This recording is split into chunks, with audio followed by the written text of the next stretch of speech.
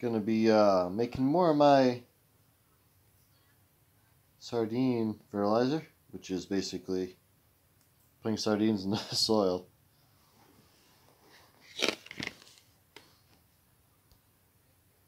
And here we go. Alright, so you want to know exactly what's in this stuff. You want to get the water, the salt, yeah, whatever. So, as you see, calcium, iron, potassium, all sorts of stuff in here. Pretty clean other than that, vitamin D.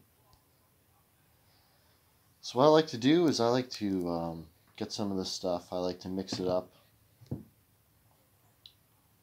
and put magnetite with that, just in case there's any, contaminants in there.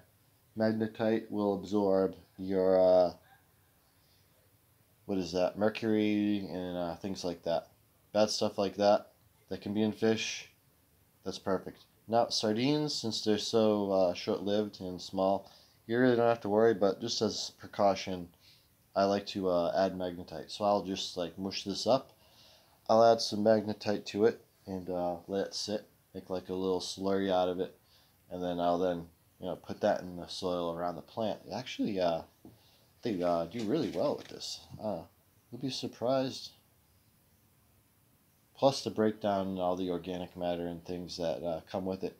Now you gotta make sure again you want the sardines in water. You don't want to get the oil and all that stuff. You don't want to put that in your soil and things like that. But this should be fine. And you can rinse them off. Try to get as much of that salt off. I really don't think it should be that much of an issue, unless you're adding you're planning on dumping a can into your garden. Now you probably want to wash it off. I imagine most of the salt is in the water too. Again, here's what we have.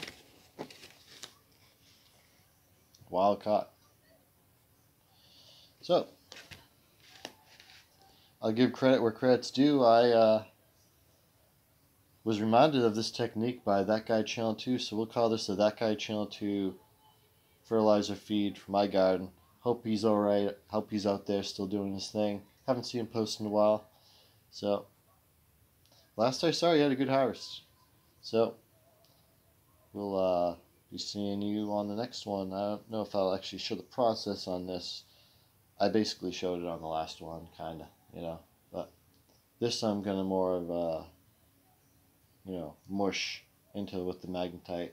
Let it just soak in and then feed from there. And I'm going to need more than this because I have such a large garden. And I'll also be feeding CalMag, so this is not something to substitute CalMag for. This is just additional beneficial stuff to add to the soil. If you're bored and you want to just add more stuff and, give yourself a little edge here and there with your outdoor growing in the actual garden. Now, I wouldn't put this inside. You could probably put it inside. I don't know. Outdoors is where all the bugs and the other critters live that will actually break this down. So indoors is so quick. You really don't need it indoors. Outdoors, the plants are out there a long time when you think about it. I have plants. I have a lot of plants out there, male and female, and they've been out there since February, March. Yeah, since March 15th they've been outside. So that's March, April, May, June. That's already 4 months right there. And they're still in vegetative state. And they're going to go the rest of the year into October. Whereas indoor growers, you veg for 2 months and you flower for another 2 months. Or you veg 1 month, flower 2 months, or, whatever. Way shorter. So there's a big difference, outdoor technique, indoor technique.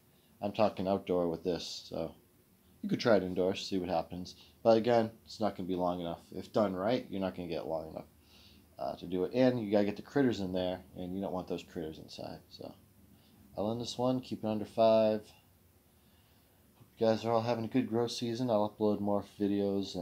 I've been kind of off grid for a bit, so I haven't had, TV, internet, phone or anything like that. So it's been pretty chill. So I'll see you.